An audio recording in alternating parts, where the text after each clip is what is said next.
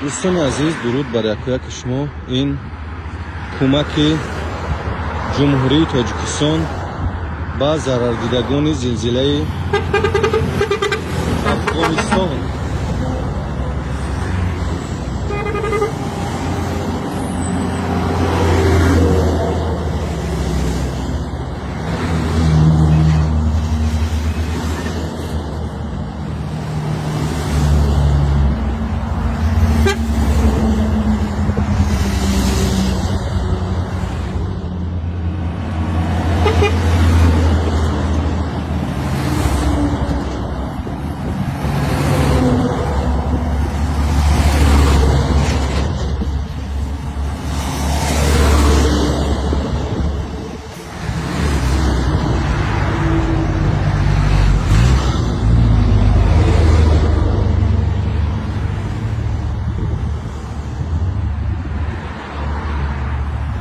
خب کمک به شهردوستانه حالا هم ادامه دارد.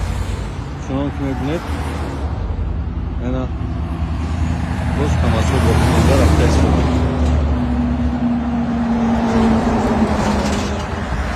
باز انا یک تا دو تا سه تا چهار تا پنج تا دیگر در راه هستند.